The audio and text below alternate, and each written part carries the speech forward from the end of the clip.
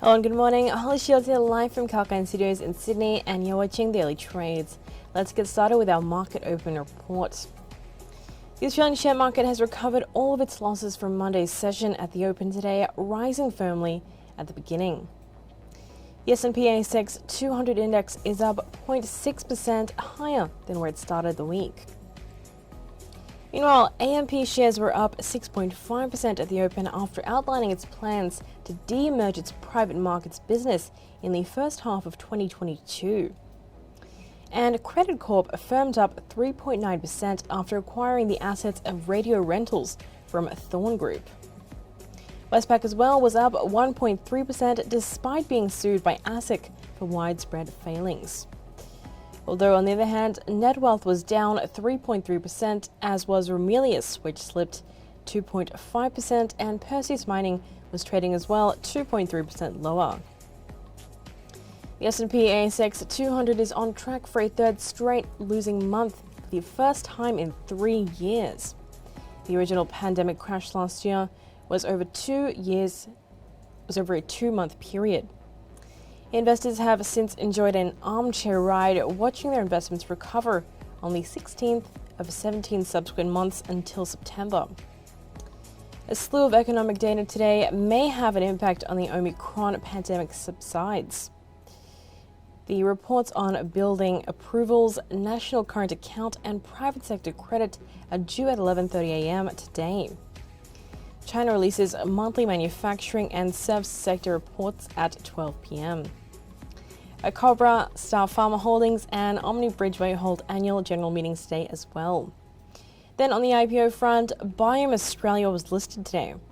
The company develops live biopharmaceutical products and food supplements for the sports and wellness communities. And Winsome Resources follows at 12:30 p.m.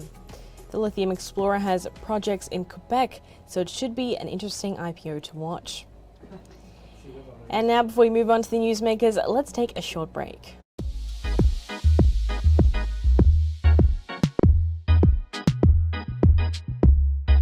Hi there, James Preston for Kalkine TV. Are you into gaming and virtual reality? Does AI and the endless possibilities it entails capture your interest? Or are you constantly trawling through the web to try and discover the latest updates and innovations in the tech space? Well, let us do the work for you.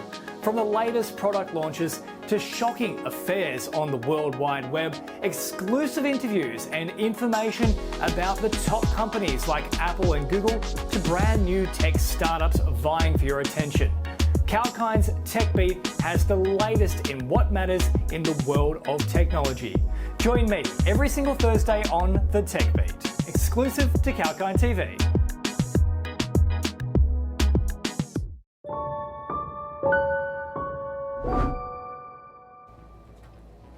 Welcome back to the early trades. Let's have a look now at ASX-listed companies that are trending today. First up, Credit Corp has acquired the assets of radio rentals from Thorn Group for $60 million. The total consideration is subject to completion adjustments and will be funded from existing cash reserves, and plus it's expected to be complete in December of this year, so not too long away.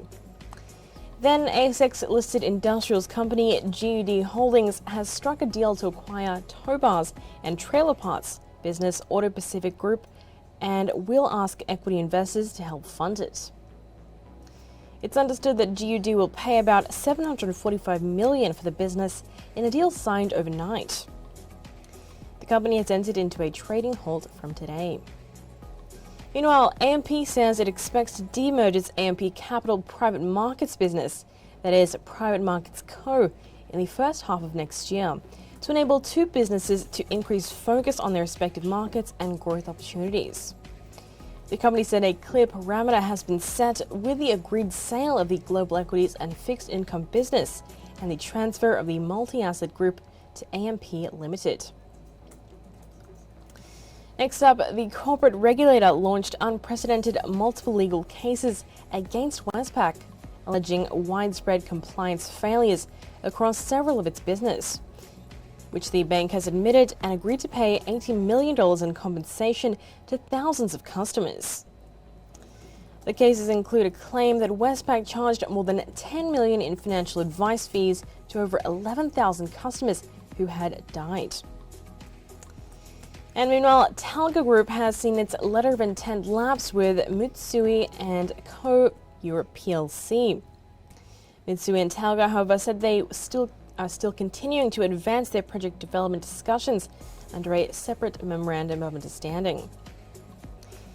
In November of 2020, Talga first penned a letter with El Cab and Mitsui, which saw the parties hold exclusive rights to form a joint venture. And Australian security company Matters is taking the lead in helping fashion industry address significant concerns around its sustainability, with solutions that also enhance brand protection. It's widely estimated and widely accepted that the fashion industry accounts for as much as 10% of the global emissions and produces as much as 20% of the world's wastewater. The industry acknowledges the issues, which are compounded by counterfeiting and exploited labour in third world sweatshops. Well, that's all for now on the early morning trades, but stay tuned to Kalkine TV because we have many more shows lined up for you today. Holly Shields signing off.